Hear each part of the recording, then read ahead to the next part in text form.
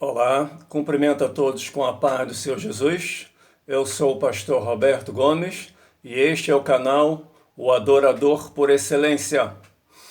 Hoje nós vamos meditar na palavra que se encontra no livro de Marcos, capítulo 16, versículos 17 e 18. E estes sinais seguirão aos que crerem. Em meu nome expulsarão demônios, falarão novas línguas, pegarão nas serpentes. Se beberem alguma coisa mortífera, não lhe fará dano algum. E porão as mãos sobre os enfermos e os curarão. Verso 20. E eles tendo partido por todas as partes, cooperando com eles o Senhor, confirmando a palavra com os sinais que se seguiam. Amém. São promessas para a igreja, principalmente para aqueles que obedecem a palavra de Deus e têm consciência e pratica o ID de Jesus, proclamando as boas novas de salvação, que enfrentam perigos mais diversos por amor a Cristo e as almas perdidas. As Escrituras ensinam claramente que Cristo quer que seus seguidores operem milagres ao anunciarem o Evangelho do Reino de Deus. Mateus capítulo 10, verso 1. Poder sobre os espíritos imundos. Jesus quer que seus seguidores lutem contra as forças do mal, expulsando os espíritos malignos e curando os enfermos. Essa demonstração de autoridade divina no conflito espiritual é a continuação do ministério do Reino de Deus na terra. 1. Estes sinais realizados pelos discípulos verdadeiros confirmam que a mensagem do Evangelho é genuína, que o reino de Deus chegou à terra com poder e que o Senhor Jesus, vivo e ressurreto, está presente entre os seus, operando através deles. 2. Cada um desses sinais ocorreu na igreja primitiva. Falar em línguas, novas línguas, expulsar demônios, curar os enfermos, escapar da morte por picada de serpente. 3. Essas manifestações espirituais devem continuar na igreja até a volta de Jesus Cristo, conforme vemos nas Escrituras. Esses sinais não foram limitados ao período que se seguiu à ascensão de Jesus Cristo. 2 Coríntios 12, o apóstolo Paulo diz: os sinais do meu apostolado foram manifestos entre vós com toda paciência, por sinais, prodígios e maravilhas. Em 1 Coríntios 11:1, ele diz: sedes meus imitadores. Será que você tem imitado o apóstolo Paulo? Como está a nossa vida? Estamos imitando o apóstolo Paulo? Sede imitadores do apóstolo Paulo. Ele é apóstolo dos gentios. Gálatas 2:8, 1 Timóteo 2:7. Para o que foi constituído pregador, apóstolo e doutor dos gentios, na fé e na verdade. 2 Timóteo 1:11. 4. Os discípulos de Cristo não somente deveriam pregar o evangelho do reino e levar salvação àqueles que creem, mas também concretizar o reino de Deus, como fez Jesus ao expulsar demônios e curar doenças e enfermidades. 5. Jesus deixa claro que estes sinais não são dons especiais para apenas alguns cristãos, mas que seriam concedidos a todos os justos que, em obediência à palavra de Cristo, dão testemunho do Evangelho e reivindicam as suas promessas. 6. A ausência desses sinais na igreja hoje não significa que Jesus falhou no cumprimento de suas promessas. A falta, conforme Jesus declara, está na vida dos seus seguidores.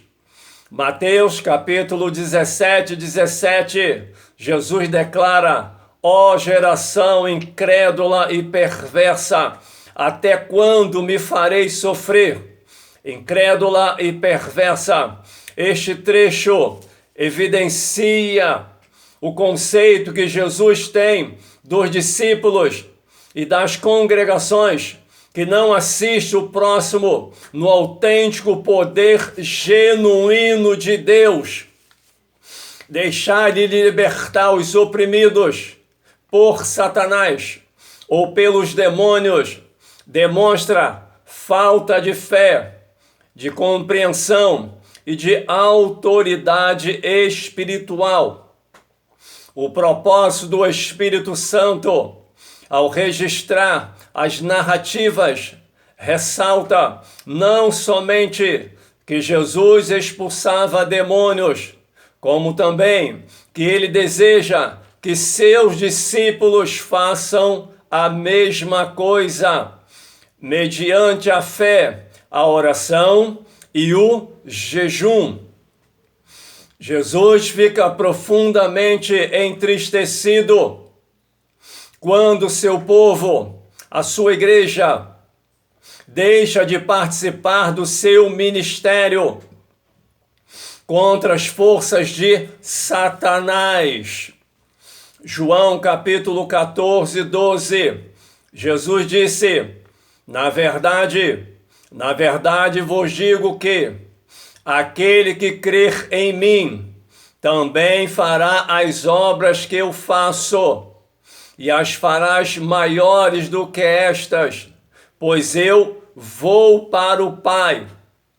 Obras maiores. O propósito e o desejo de Jesus é que seus seguidores façam as mesmas obras que ele fazia. 1. As obras maiores incluem tanto a conversão de pessoas a Jesus Cristo, como a operação de milagres. A razão por que os discípulos poderão fazer obras maiores é que Jesus foi para o seu Pai. Ele voltou para o Pai e enviou o poder do Espírito Santo e atende às orações feitas em seu nome. As obras dos discípulos serão maiores em número e alcance, porque o ministério de Jesus levou 3 anos e meio e ele retornou ao Pai. Por isso ele disse que aquele que cresce nele faria obras maiores, não só as obras que ele fez, como obras maiores, porque ele estaria retornando para o Pai. Mas nós, como a igreja do Senhor, temos muitos anos aqui na terra e podemos realizar obras maiores, tanto em número como alcance, porque Jesus voltou para o Pai. 7. Jesus Cristo prometeu que sua autoridade, poder e presença nos acompanhará à medida que lutarmos contra o reino de Satanás. Mateus 28, 18. Devemos libertar o povo do cativeiro do pecado pela pregação do Evangelho, mediante uma vida de retidão. Mateus 6, 33. Buscai primeiro o reino dos céus e a sua justiça, e as demais coisas serão acrescentadas. E pela operação de sinais e milagres, através do poder do Espírito Santo. Atos, capítulo 4, versículo 33. E os apóstolos davam com grande poder testemunho da ressurreição do Senhor. Em todos haviam abundante graça. Os apóstolos davam com grande poder testemunho da ressurreição. Haviam sinais, milagres, maravilhas. O poder de Deus operava com grande poder. Era poder divino, manifesto no mais alto grau que operava nos apóstolos. Grande poder é a característica distintiva da pregação e do testemunho apostólico, por 3 razões. Primeiro, o testemunho apostólico baseava-se na palavra de Deus e na convicção de que ela fora dada por inspiração do Espírito Santo. Eles tinham a convicção, a certeza de que a palavra não era dada por homem, mas pela inspiração do Espírito Santo. 2. Os discípulos tinham a certeza de terem sido enviados e comissionados pelo próprio Jesus Cristo. Por isso havia grande gozo, grande alegria, porque eles sabiam, eles tinham certeza, convicção de quem os enviara, o próprio Senhor, o ressurreto. 3. Grande poder do Espírito Santo operava nos discípulos, efetuava grande convicção nos ouvintes do Evangelho quanto ao pecado de cada um, a justiça de Cristo e o juízo divino. Hoje, o mesmo acontecerá em nossas igrejas, em nossas congregações, se o Espírito Santo operar poderosamente. João capítulo 4, 48. Então Jesus lhe disse: se não virdes sinais e milagres, não crereis. Sinais e milagres. Embora os sinais e milagres sejam uma obra genuína do Espírito Santo, nossa fé não deve concentrar-se neles, nos sinais e milagres, e sim em Jesus Cristo, do qual eles dão testemunhos. Os sinais e milagres dão testemunho de Jesus. Devemos crer em Jesus, pois ele é o Filho de Deus, nosso Senhor e Salvador.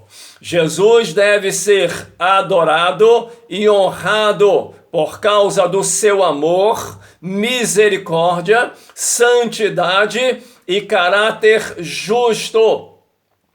E não apenas por causa daquilo que ele pode fazer, por causa daquilo que ele pode fazer em nosso favor no campo físico ou material. Jesus é o Messias, o Filho de Deus, o enviado, que morreu e ressuscitou.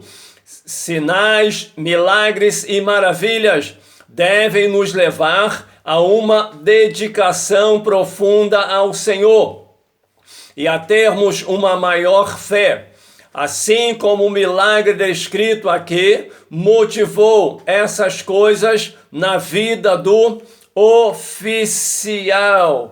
A Bíblia não mudou.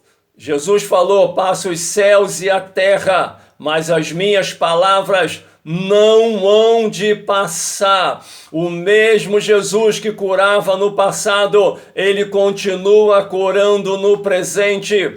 Ele não mudou. E se as nossas igrejas fizeram uma meia volta e retornar para o centro da palavra, buscar a direção do Espírito Santo, dar liberdade ao Espírito Santo para operar e consagrar suas vidas, tendo intimidade com Deus, o mesmo Espírito que operou poderosamente no passado, ele vai operar hoje, porque Deus é imutável, Deus não muda. E assim como Jesus enviou a sua igreja e ele cooperava com os apóstolos, dando testemunho através dos sinais, confirmando a palavra. E é necessário que hoje os sinais, os milagres e as maravilhas voltem a acontecer, para que Jesus esteja no meio da sua igreja. Deus não muda.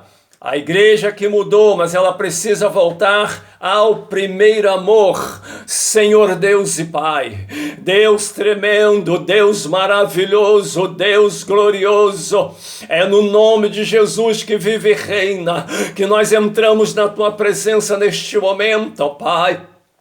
Aí está a Tua igreja, Senhor, que Tu venha dar graça, Tu venha dar força, Tu venha revestir com poder e graça, meu Pai, para que Tua igreja possa colocar o ID em prática, Pai, que possa sair de dentro das quatro paredes, meu Pai, e possa ir até o ímpio, carente, necessitado, e apregoar a Tua palavra na autoridade do Espírito Santo. Que haja um mover do Teu Espírito Santo, ó Pai, que Tu venha fazer um grande avivamento, meu Deus, e um grande despertamento no meio de Teus filhos, para que a Tua igreja venha se despertar, ó Pai, e colocar o ID de Jesus em prática, para que o Teu nome seja adorado, glorificado, exaltado. Eu te peço, aviva a Tua igreja e desperta, Pai, em nome de Jesus. Amém. Eu quero agradecer do fundo do meu coração todos vocês que estão compartilhando, estão dando joinha. Que Deus possa abençoar a sua vida, possa abençoar a sua casa, possa abençoar a sua família e possa abençoar esta nação. Em o nome de Jesus. Amém.